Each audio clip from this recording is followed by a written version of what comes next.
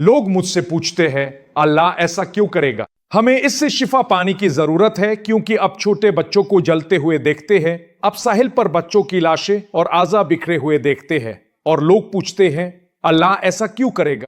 मैं आपसे पूछना चाहता हूं कि ये किसने किया? क्या ये अल्लाह ने किया? नहीं, दुश्मन ने ये किया। वल्लाह, ये उन्होंने किया। जो कुछ होता है इसका इल्जाम अल्लाह पर मत लगाए। जब कोई चोर आपका फोन चोरी करता है तो क्या आपने कभी कहा अल्लाह ने मेरा फोन क्यों चोरी किया? अल्लाह ने आपका फोन नहीं चोरी किया मेरे भाई, चोर ने चोरी किया है, इसके पीछे जाए। तो हमारी उम्मत में एक मसला है कि हम अल्लाह को इल्जाम देते हैं। कोई कहता है अल्लाह एक मासूम बच्चे के साथ ऐसा क्यों करेगा?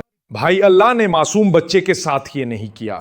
अल्लाह को इसका इल्म था। ये इसलिए होने दिया गया हो सकता है ताकि इस बच्चे को और शायद इसके वालिदैन को जन्नत के सबसे आला दर्जात अता किए जाएं, और जो भी दीनी नुक्ता नजर से इसमें हिकमत हो सकती है। लेकिन इंसाफ के नुक्ता नजर से एक मुजरिम है जिसने जिंदी जुर्म और नस्ल कशी का इल्तिकाब किया है। यही हकीकत है, यही हकीकत है। अल्लाह ताला हम सब की हिफाजत फरमाए। तो हमें यह समझना होगा कि मैं अल्लाह को इस चीज का इल्जाम नहीं दूंगा जो किसी मुजरिम ने की हो, चाहे वो जुर्म कुछ भी हो।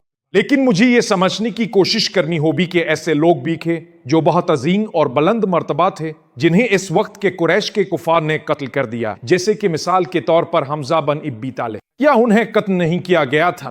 उन्हें कत्ल किया गया था। क्या किसी ने कहा अल्लाह ने यह क्यों किया? नहीं, मुजरिमों ने यह क्यों किया? हाँ, यही सवाल है, यही जवाब है। हम अल्लाह ताला से दुआ करते हैं कि वो हमें समझ अता फरमाए।